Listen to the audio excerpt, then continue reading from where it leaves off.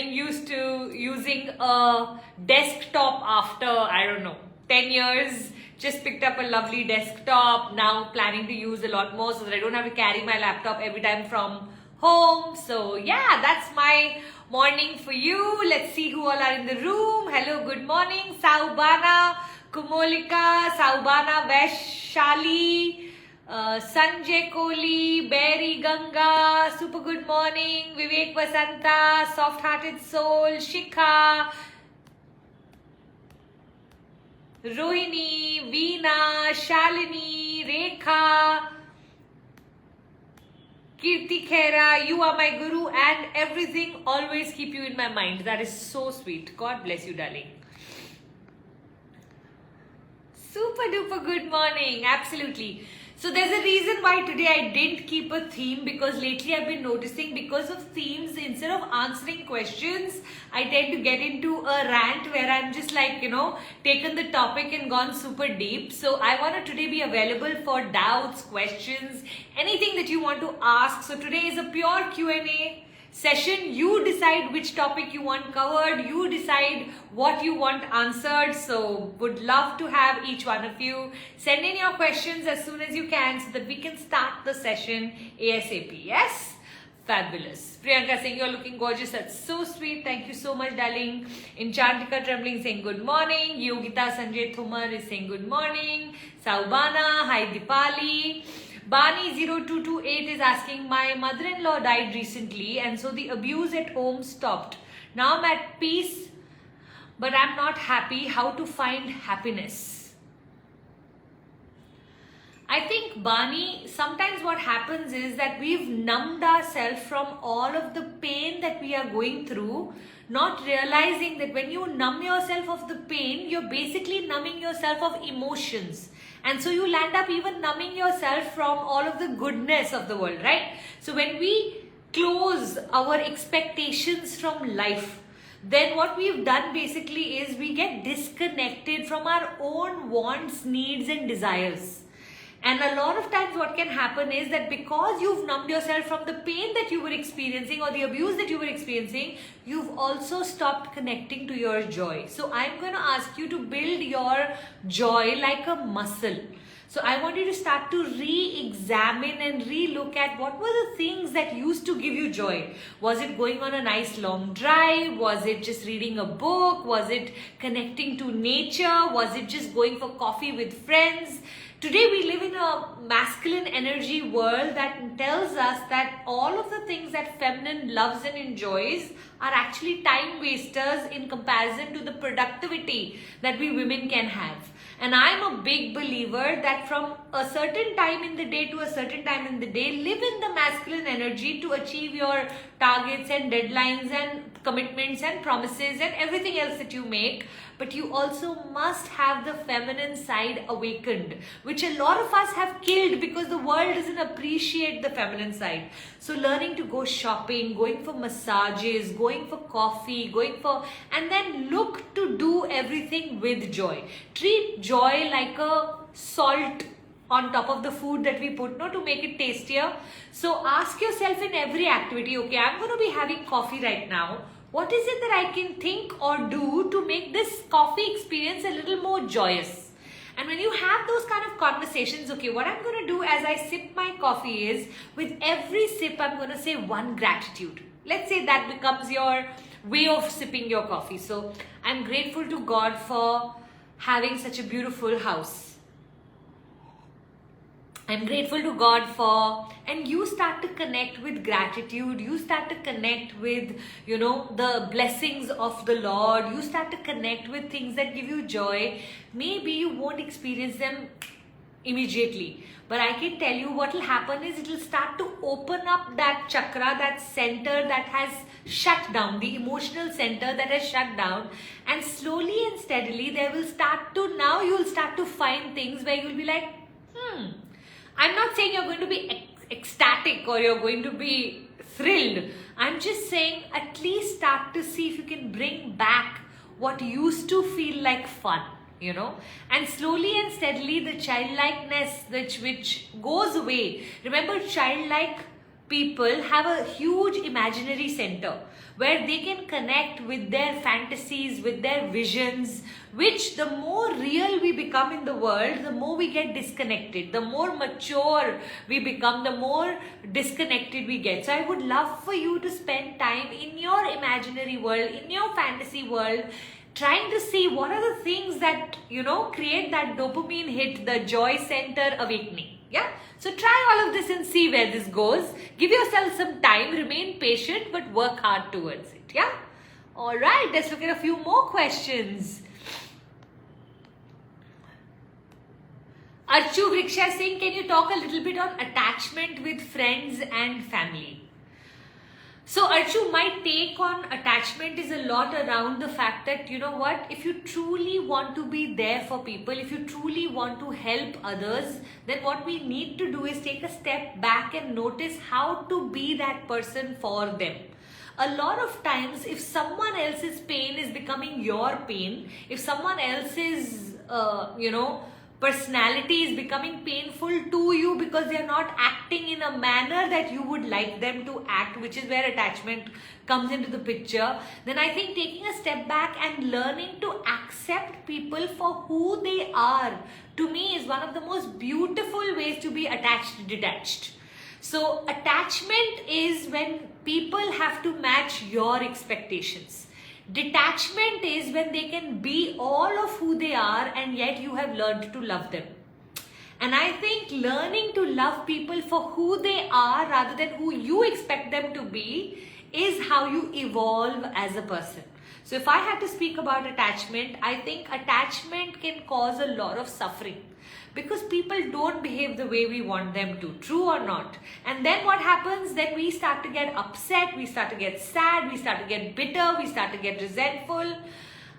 My biggest learning in my life was, I remember there was back in 2010 when I had deeply started to work on my own personality. I remember saying I want to wake up at 7:30 in the morning. And I wasn't a morning person, and now it's completely different, but I'm talking about back in 2010. And I remember not being able to wake up. And then I remember saying that I'm going to go on a 3-day holiday with my husband, and no matter what, I'm not going to fight on this holiday. And yet I noticed that on the last day, we would have some kind of a conflict. And I noticed that, even when I make up my mind, I don't have the commitment muscle enough yet made in my personality to be able to even keep the promises I'm making to myself. Where the hell am I thinking that my saying something to someone else will change? And this was such a huge realization for me that even when we intentionally, like we set intention to not do something, we'll end up doing it to imagine what will happen. True? All right. So see how you can use this attachment theory and notice the fact that, when it takes so much effort to just change ourselves, where are we expecting people to change or expecting people to behave the way we want them to behave according to us when they are barely capable of listening to their own selves even when they want to do it? Hamara to they may not even want to do, hai na? Pooja is asking, good morning ma'am, how are you? Can you please suggest some books to be read for relations?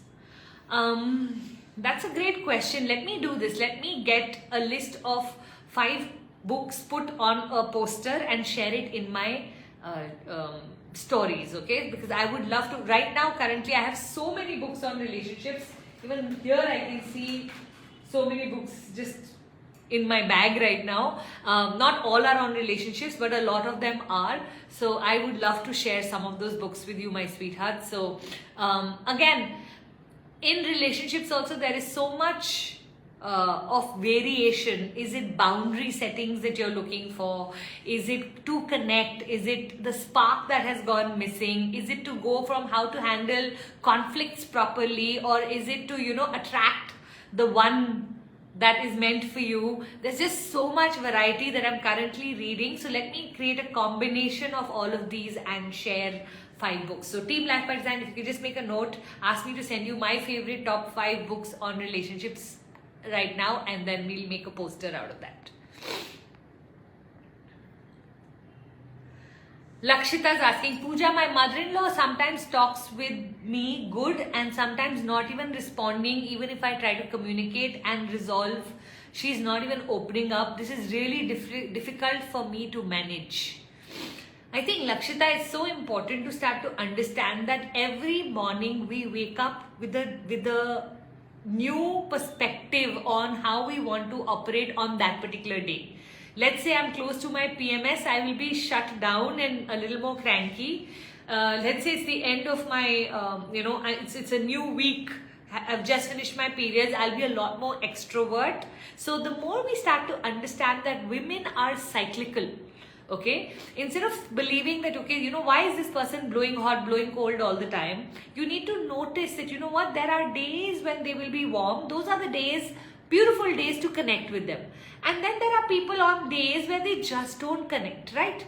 And I think we have to learn to manage and handle such people now that we are aware, now that they have revealed themselves to us. Trying to change other people just doesn't work.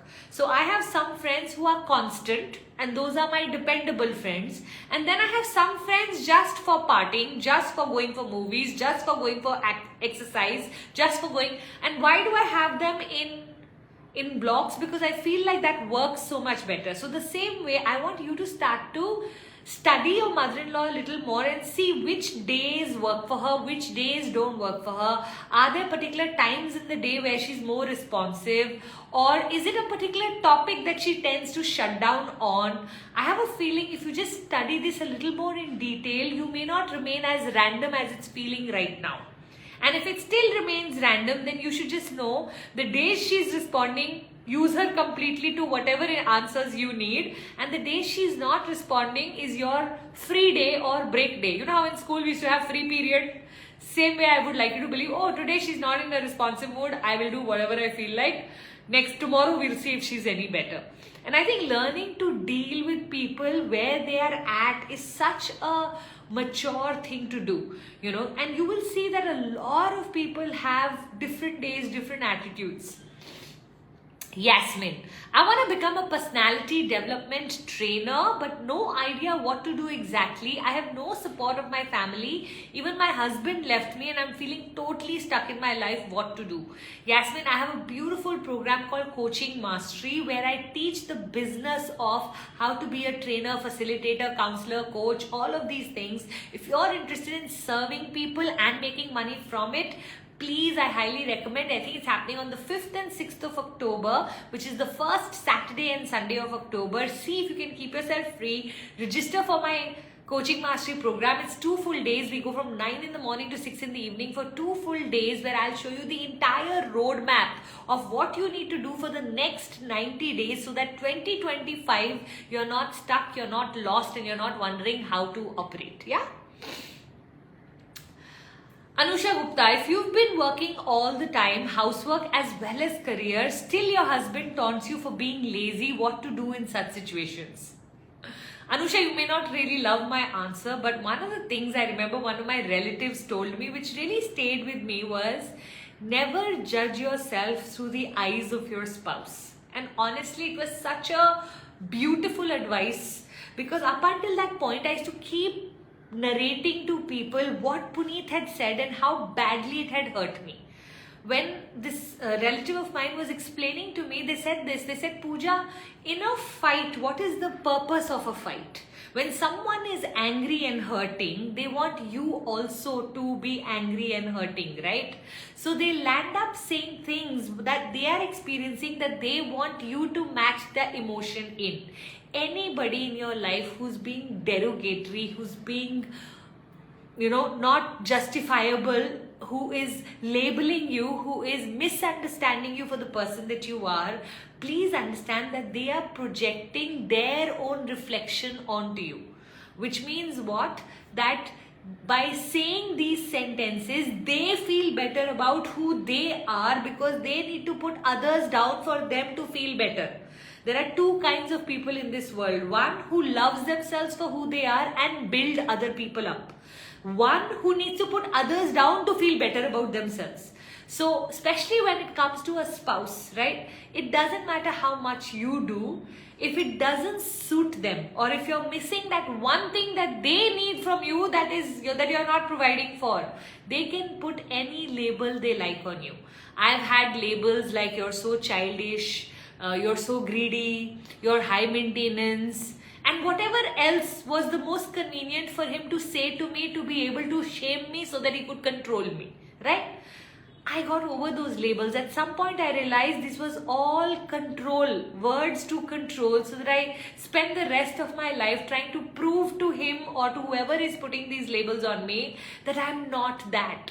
And I tell you, that is such a trap, because the people who've decided to misunderstand you are not looking for any explanation or justification. Even in your goodness, they can create a story of bad. Like literally, let's say you do decided, okay, I'm going to prove to him that I'm not lazy, and you land up, let's say, baking a cake and making a lot of dinner and doing the things that he was expecting. To that, they can turn around and say, हाँ, उस दिन तो तूने करना ही था, तेरे mummy papa जो आ रहे थे. You did all of that for him, and he totally turned the story around. And I want you to be so hyper aware, because I call this the trap. Okay, so be very careful. Our spouses will make their life super convenient by labeling us with things, then they don't have to justify to themselves why they are not doing the things they need to do in the marriage. Okay, so be careful and get over it. There's nothing to explain, there's nothing to justify. I at one point remember started to use this sentence where people would label me and I would say, not my monkey, not my circus, which means I refuse to participate in the drama of what they are trying to suck me in. My vision, my mission is so clear.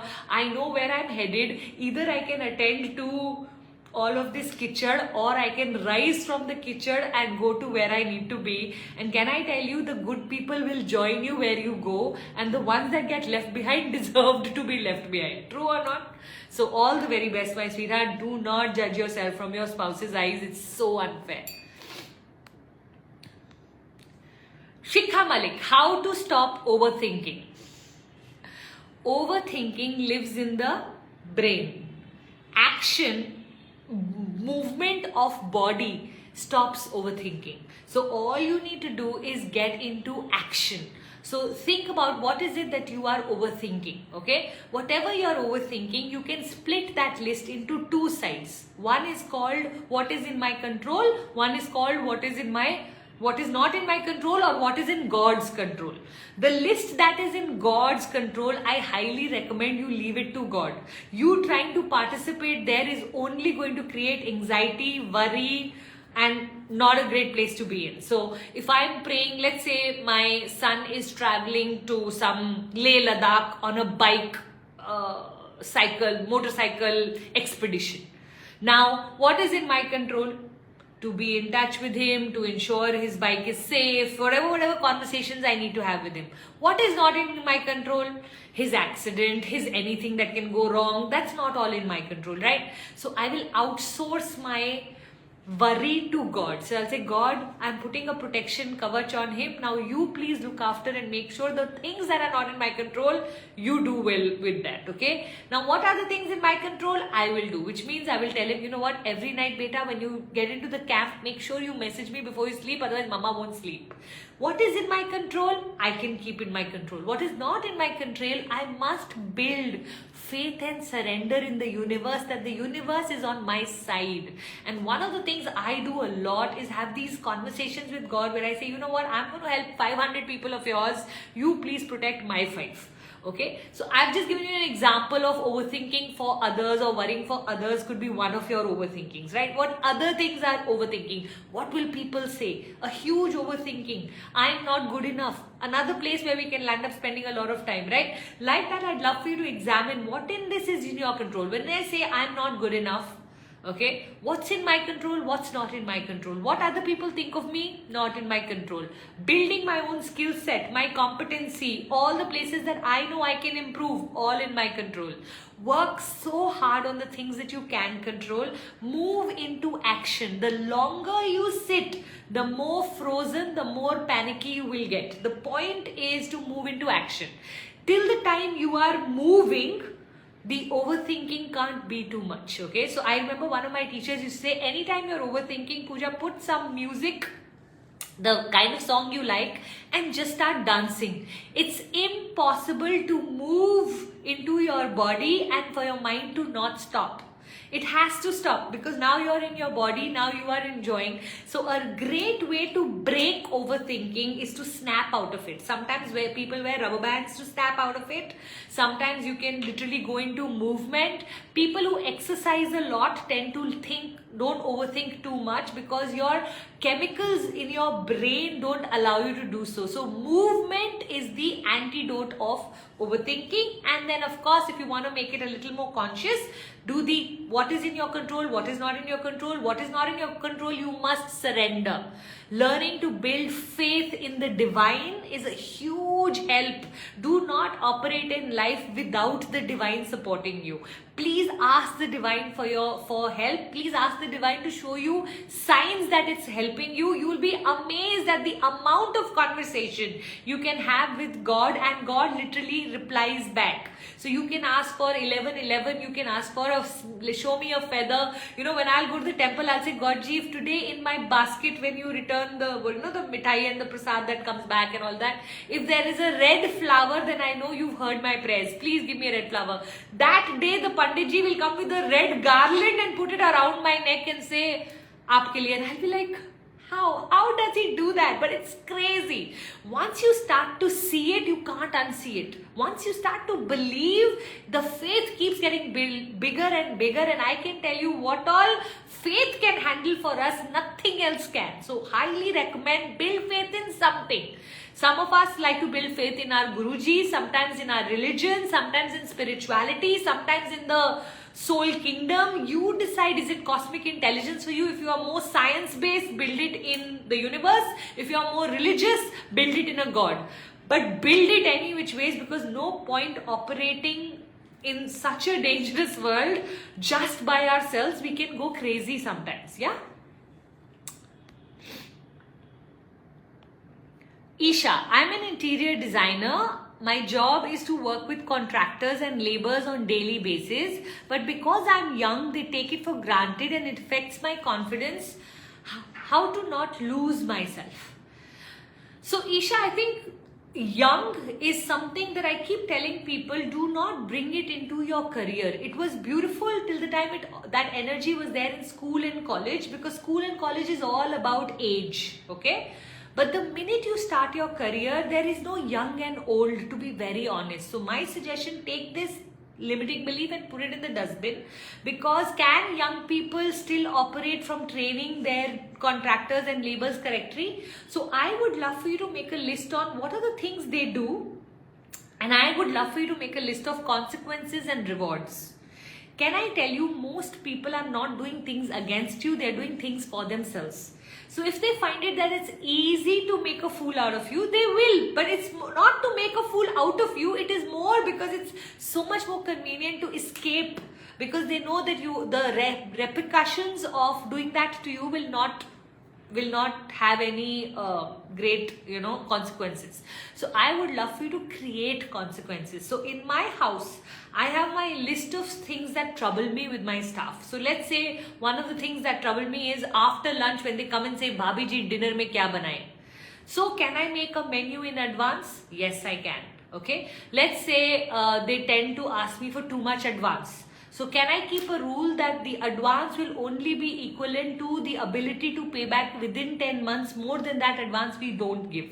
Okay. Let's say the problem is that when they go for their chuttis, they don't come back in time. Okay. We will pay for your to and fro as well as give you paid leave if you come back on time. If you don't come back on time, paid leave also gets cancelled, as well as the to and fro ticket also gets cancelled. All rewards and consequences can be created. Can I tell you, the more rewards and consequences they have clarity on, and you literally supervise them, then you will start to see a very different reaction, because you can actually have the carrot stick theory at work. Okay, make sure there is some reward in them behaving their best, and make sure there's some consequences in them behaving their worst. So they should be afraid of the consequences and they should be attracted to the reward age will stop mattering. It's not about age, it is about how you operate in the energy of training people on the culture that you want to set. Remember, these people are used to doing the least amount of work for maximum benefit, because that's the training the world has given them. That the kind of people they've been exposed to may not have been the best. So they are also operating from the energy of, but when they find a good person, I always tell my staff, you join me and you please go from here only to the other world. I don't want you to leave me ever. But I will make sure that your everything is looked after till the end of your life, right? When they know that here this is valuable, they will value. People find their personal agendas when they see a good person. So be that person who gives more and takes more, who trains them, who spends time on them, who's invested in them, even if they are daily laborers, even if they are daily contractors. Remember, these people have become very hard because of nobody really taking accountability for them. But you can change the system, you can change the culture, and then you start to see the best people will love to work with you. Irene, I find it difficult to start anything and I tend to postpone things knowing it's not right. How can I push myself to do or take action? Irene, the most important thing in habit building is to create a new identity for yourself. Till the time you keep operating from the energy of who you are, you will tend to procrastinate. So let me give you an example. If in my head I believe that I don't lose weight, and with this belief, I try to diet, I try to exercise, guess what's going to take over eventually? But I don't lose weight. But I don't lose weight. That's the sentence, that's the belief system inside. It's not going to motivate me. I am going to procrastinate. Right? Now, let's say on a daily basis, I write out a letter to myself saying, Dear Pooja, it is so beautiful to see you so committed. You are so amazing. The wonderful part is if you do this for 30 days every single day, God is going to reward you with a weight loss. But for 30 days, He needs to see you're serious before He creates the weight loss for you. Now I'm giving myself a completely new identity. I am saying that after 30 days, every week I will lose half a kilo. That's the kind of energy I can create in my journey, right? But I know that it takes me about 30 days to kind of get my weight loss journey going, which means if for the first 30 days I look for external motivation, it's not going to come because the weighing machine will not respond. And I create a new identity of this thin person on my 45th birthday wearing a gorgeous black sari, looking all hot and sexy, and people complimenting me for I don't look 45, and all of that. I'm building a vision and I'm building a new identity, and I start to live off that identity rather than all the failures of my past from the weight loss that I have tried, right? And then you create this new version of yourself, and can I tell you, the world starts to respond to this new vision. Suddenly you will start to notice Zumba trainings and aqua aerobics and yoga teachers and eating healthy and tiffin services that send you salads, and all of this will start to come into your life without you even realizing, because opportunities start to match the vision and identity that we create of ourselves. The very important thing to notice is, in your free time, what is it you're telling yourself? If you're continuously telling yourself, I can't start anything, I tend to postpone, I'm a procrastinator, I am so freaking lazy, you cannot overcome these sentences just by action or motivation. You have to first change your belief system for your actions to be long lasting. Okay? Durgesh Shweta Gupta, the biggest challenge I'm facing is consistency and discipline in life. Every woman around me says a woman who is a homemaker can never be consistent and disciplined as they keep on adjusting. Like I just spoke, the truth is whatever we believe becomes our truth. Okay, so I think Henry Ford said this, whether you believe you can or you believe you cannot, you are absolutely right. So if you have started to believe that homemakers cannot be consistent and disciplined, you're absolutely right. So can you now look for 1 month, I want you to spend time finding evidence. Okay, now at one point I remember in my belief system, I used to believe that working women are not great mothers. Why I thought that? Because my mother-in-law both took a lot of pride in the fact that they were so available to their children, that their son had never had a cold roti in the 12 years of him going to school. My mother being available to me all the time. So I only saw good mothers as homemakers, right? So I had to give myself a new story. So I said, let me start to look for evidence on working mothers being fabulous mothers. And I remember noticing and seeing how homemakers were sitting at home but not attending to their children, while working mothers were coming home, putting their phone away, and because they had been deprived of being with the child, how available and how beautiful they would make those 2-3 hours that they were with their child. And I started to build that as evidence. I'm not saying either one of them is true. I am saying you have to suit yourself by creating a new story and then living that story. So if you start to believe that, you know what, actually homemakers are super consistent and disciplined. Do you know a single mother who's forgotten to feed her child? Do you know a single mother who's forgotten to do something at home? All of the work that is required, from laundry to cooking to cleaning to looking after the children to the purchases, the woman is doing it all. How can she be anything but consistent and disciplined? I think a homemaker is one of the most amazing person on the planet, because she's doing all of this so unconditionally, so just to serve and support the people in her life. So if we change the story and we start to look at people differently, we start to look at these labels differently, and we build it up in our head that, you know what, a homemaker is by far the best person to ask, because they say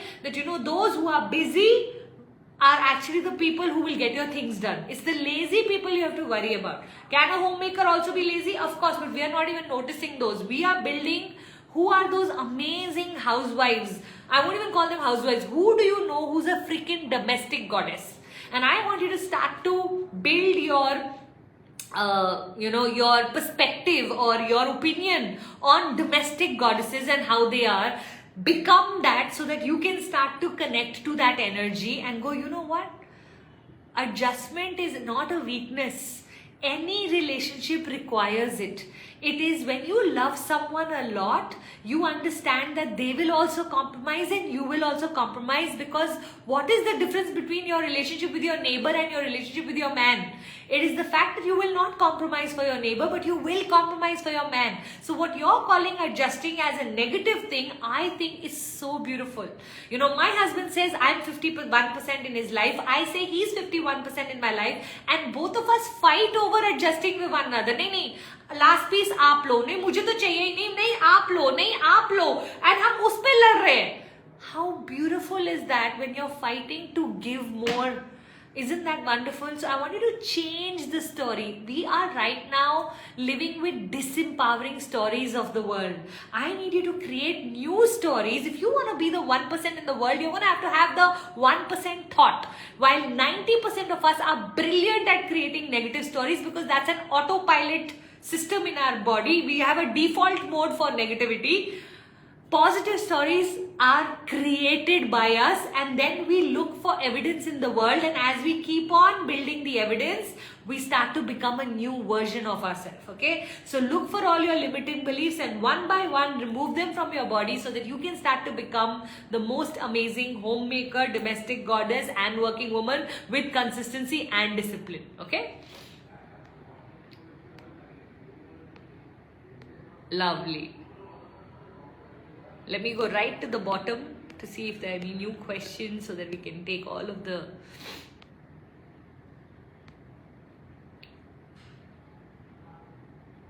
How to deal? So JN Bhavna is asking, how to deal with disrespect, ignorant and rude behavior from others, no matter how much I work on it. So Bhavna, the thing is that, you know what, people have to learn to value us for them to be different with us. And I'm guessing the fact that you are having to deal with disrespect, ignorance, rude behavior is because they have no value for you in their life. When people have stopped valuing you, it is very important for us to value ourselves for some time. So shift your focus from how others is treating you to how you need to treat yourself for a while. You know, back in 2010, a lot of times, because I've not gone to college, because I was married very young, the family that I'd gotten married into didn't really value me. I had nothing to offer, and they were like, okay, they love me, but I don't know if they had any respect for me. If I had something to say, I don't know if they really thought my perspective was of any value. There were a lot of times when my husband used to say, you keep quiet in the family meetings, you don't need to open your mouth. Whatever you want to tell me, you tell me in the bedroom. Your opinion is not important. And it used to hurt me.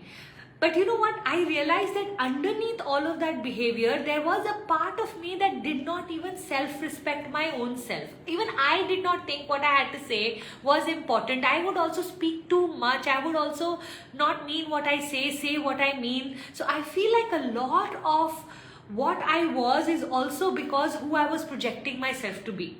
So I started to say, you know what, first Pooja, learn to value your own words. Speak less, but speak the truth, speak the right thing, be more aware. When you're saying something, really mean it, otherwise don't open your mouth. And I remember working really hard on myself for a while, till I started to notice that, okay, maybe my family was not valuing me, but other people started to value me. I remember my friends starting to call me up and starting to take advice. I remember things starting to shift slowly but surely. And a time came where I suddenly saw that the whole family started to respond to what I also had to say. So I'm going to ask each one of you, yes, you may not be right now getting valued in the world to the level that you choose to, but a great question or a great self-reflection, self-examination would be, do I even value myself? Because a lot of time the world is mirroring to us what we itself think of ourselves. We want the validation, the acknowledgement, the importance, the respect.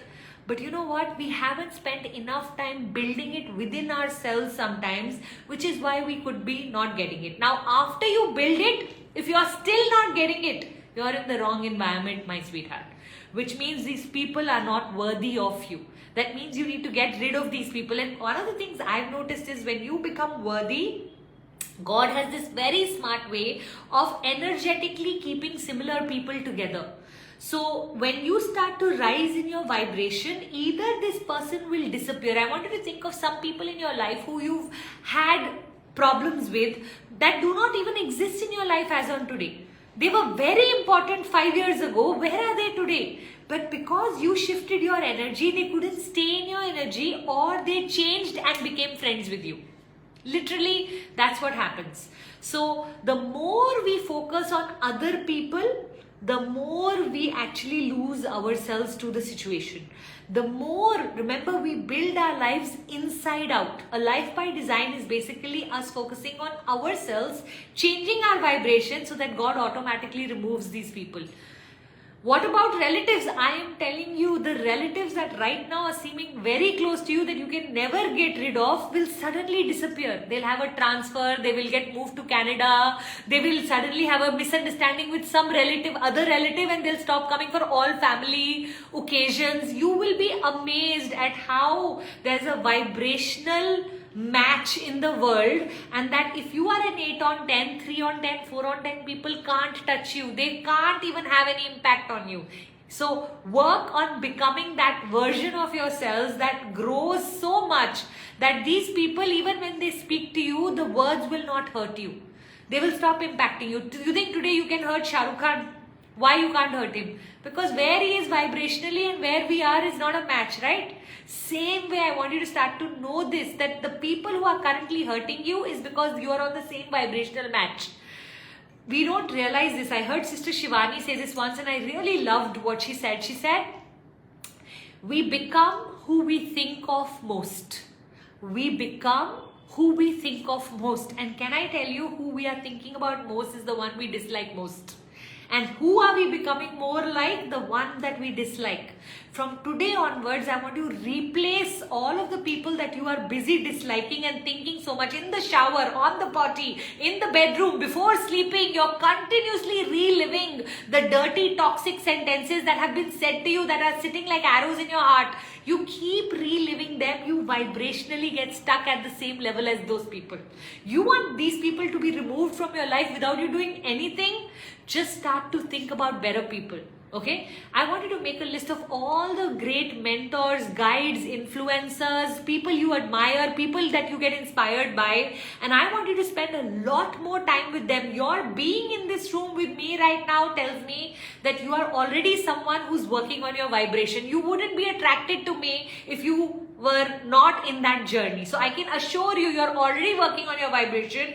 I just need you to go full on. Like, I don't want you to now spend so much time thinking about these people. These people do not, it's like having a, giving space. Will you rent your apartment to a dirty, horrible person? No, right? But you've given away all of your brain space to such people. Why? Let's get rid of them. Let's think about better. Let's go. Let's move on in life. Let's let some of these memories go. Our memories are not serving us. The more you are re-repeating the records of the past, the more you are living in low vibration. You want to truly make a fabulous future, start to live a lot more in your head in your future. Where is your future? Is it a 4-bedroom house? Is it you spending time with your beautiful children? Are you going on gorgeous holidays? Are you looking like a 1000% version of yourself? God made you a Ferrari. Why have you made yourself into a Maruti?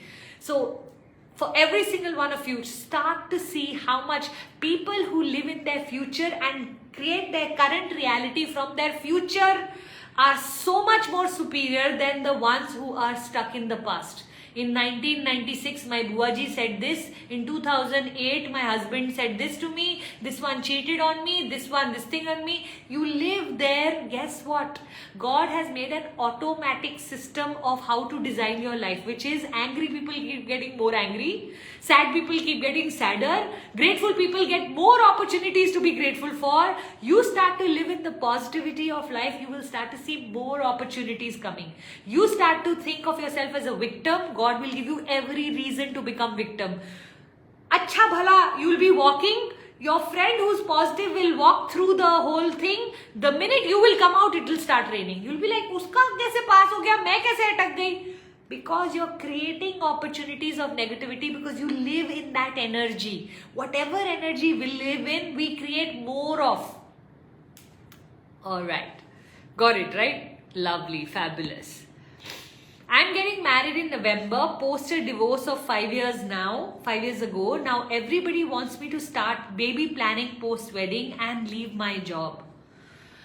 Kushali, there is a certain system in the world where we believe that at a certain age, certain things should happen. Okay? This is how the old way of life used to be. Now today, people will just guide you according to what they think is right. It is your choice what you want to do. Nobody can decide for you when you need to have a baby, whether you should leave work or not, how this planning should happen, unless you want it. If you don't want it, I remember I was 18 years old on my reception, standing on stage when one of the aunties come and said, "Baby karne mein zyada time mat lagana." I could barely accept the fact that I was getting married, that I was not going to have an education. I was in shock actually on my wedding day, I think. And here she's talking to me about a baby. In 6 months, I was pregnant. I didn't even know. I could barely manage my marriage. Where the hell will I manage a baby? Of course, in hindsight, it's all worked out beautifully. But can I tell you, if I had to plan it, maybe I would have planned it very differently. Today, we are so much more smarter. We can plan things so much better. Every woman who is turning 30 and is not married, I'm already giving them advice, go freeze your eggs. I don't want you to marry people just so that you could have a baby. Just get your eggs frozen. That way there is no pressure of timeline on you. The way science is going, you don't need to do any of this, right? You can plan whatever you want to plan thanks to science in the world. True or not? So I would love for you to sit down with your spouse, the one who matters most. the one who's coming in, you and him design and plan what should be the plan. Okay, I want to be financially independent, so the next 2 years, everything I make, I will save, so that when I have the baby, I have enough money. You are going to contribute to the house in this manner. The 2 years that I'm saving, you are going to have to run the house. This is the plan. This is what we're going to do. And the more communication, the more conversation, the more clarity, the more the connection, lesser the misunderstandings, how much more beautiful will the marriage be? Okay, so anybody who is telling you you should now start baby planning, they are only guiding you because they think there's an age limit to when women can have babies by, right? Which used to be the truth, but today, thanks to frozen eggs, there is no age limit. You can have your baby whenever you feel like having. And the best thing to do would be to consult a gynecologist and get yourself on board to till what age can I get pregnant? How hard will it be when I do decide to have a baby? What is the procedures these days? What's the science? How much help will I need? All of this can be fabulous conversation because most of us have no idea and we are operating from no idea space. If you're going to operate from no idea space, people will put fear. So best is to know, and if by chance the doctor guides you into you believing that yeah, actually now would be the best time to have a baby, then so be it. Then see if you're financially secure enough to be able to have the baby. Now that you know you've gone through something in your past that has already left you with wanting to have the security, the safety and all of that a man can provide you with, right? That's why you're getting into a new setup. Now I'd love for you to know exactly why are you getting into this marriage, what is it you need from the man, and the better that is communicated, the better your relationship, my sweetheart. Yeah?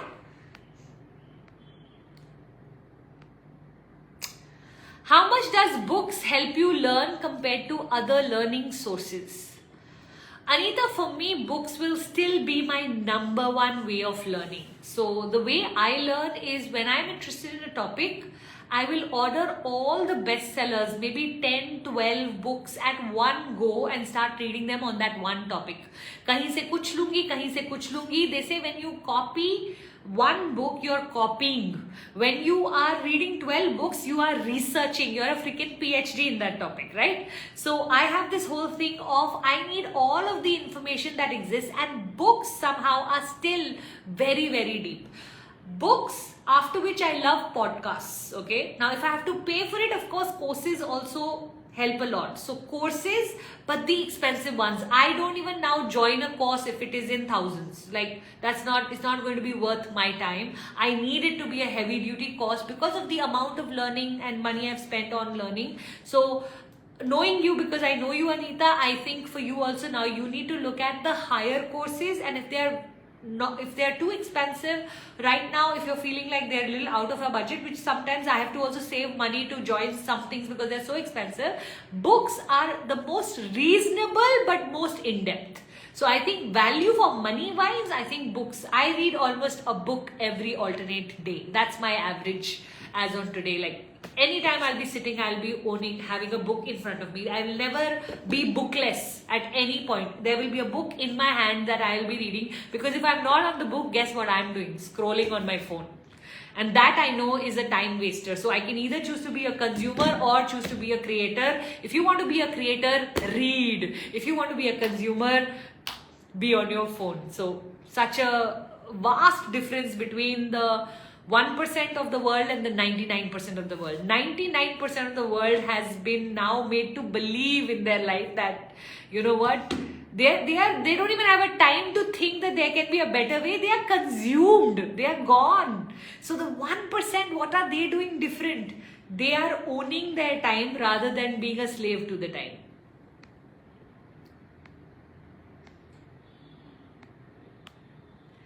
Sakshi, please tell me how to build trust muscle. I really have trust issues.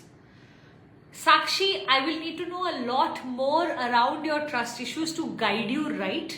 But to give you a certain perspective on trust, I would say that trust is actually built by the person opposite you more than what you need to build. So let's say I have trust issues. Let's say as a child I was abandoned, or I was there are broken promises or there's trauma, and I am having trust issues with people. Now these people can work hard enough to build my trust, okay? What does it take to build my trust? Maybe I need a lot more reassurance. So I am a very sticky toffee wife. What do I mean by a sticky toffee wife? I need Puneet to keep reconnecting with me a couple of times a day. I need him to call me and check in on me. I need him. So maybe I have a list of needs. When he starts to fulfill my needs, I start to rest.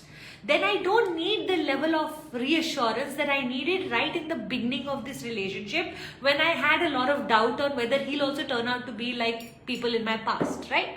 And I'm just giving you a random example just for you to start to understand.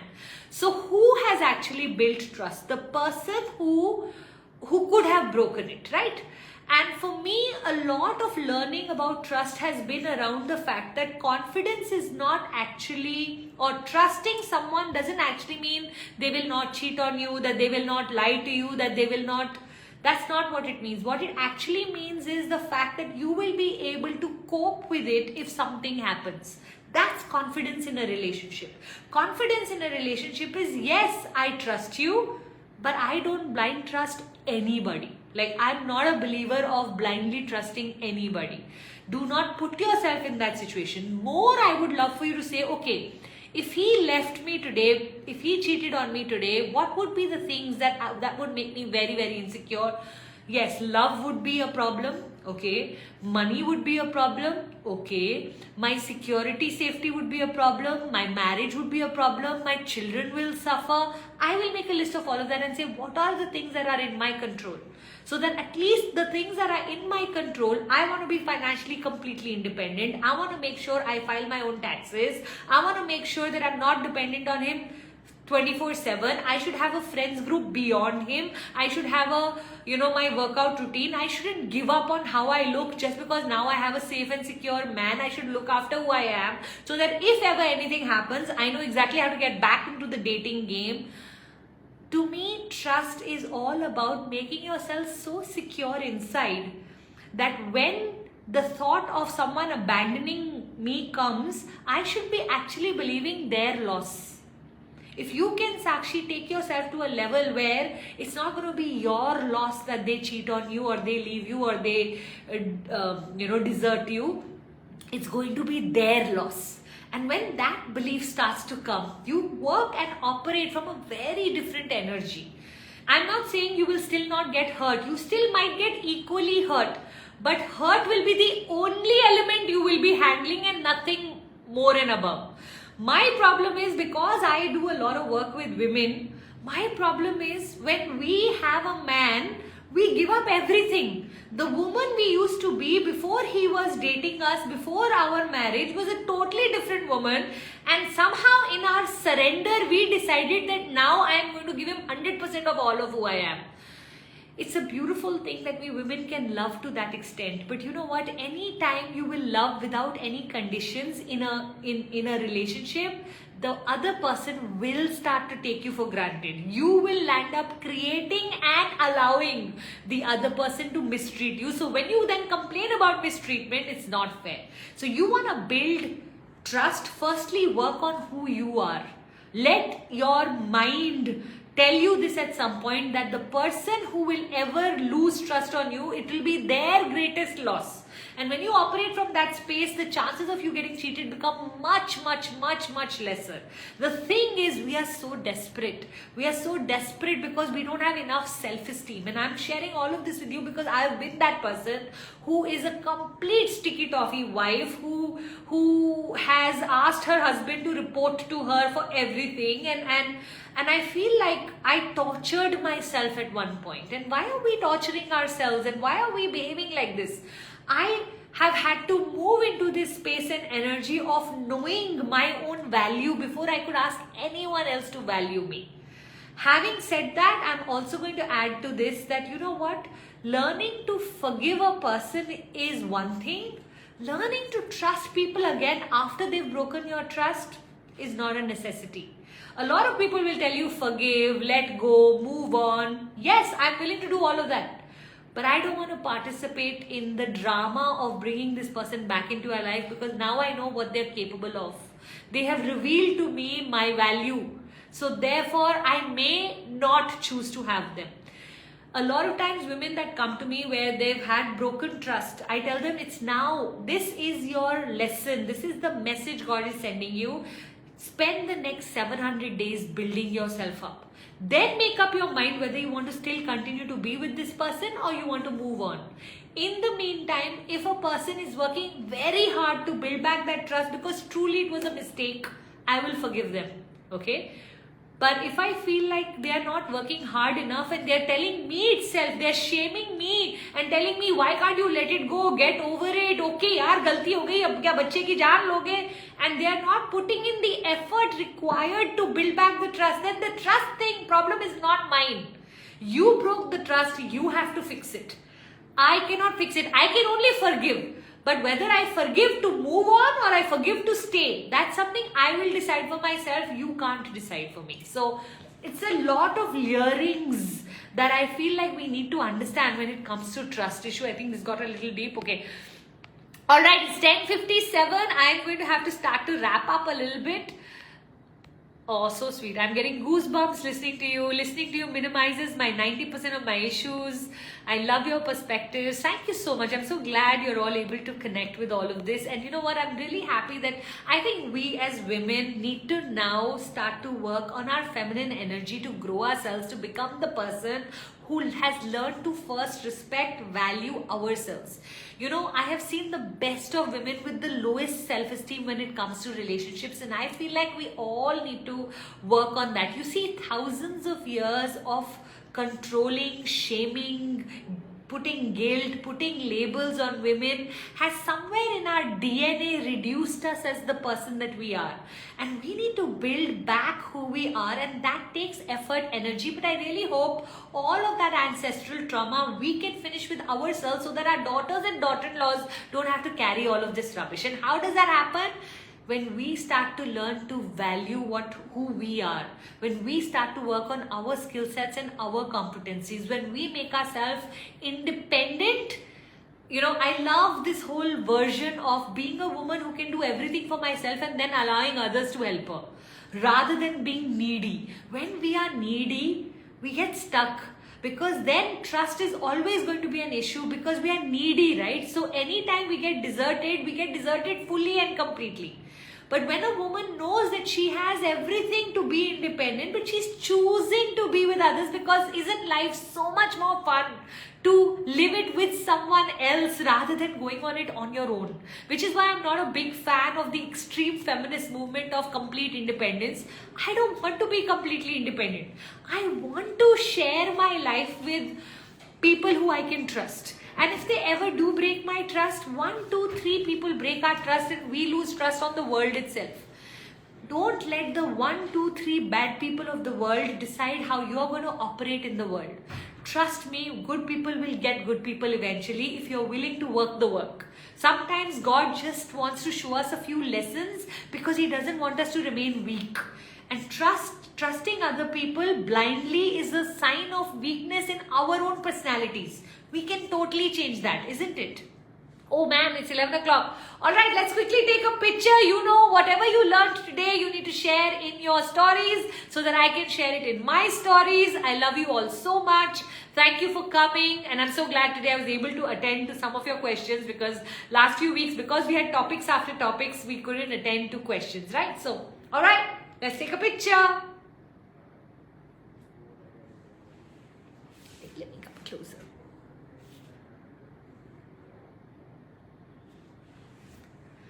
Should we do hacks? Thumbs up?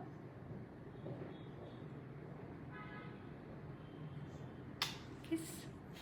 Any kiss? I don't know if there's a sign called kiss. Just having fun.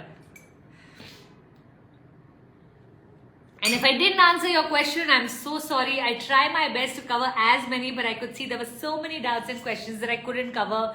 But there's always next Wednesday. I will see you again next Wednesday, and then again next Wednesday, and again next Wednesday. And hopefully at some point I will reach your question too. My apologies for not being able to do so if today your question didn't get answered. Yeah? Loads of love. See you soon.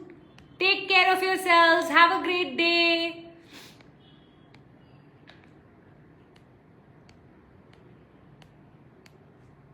Tata, ciao, bye.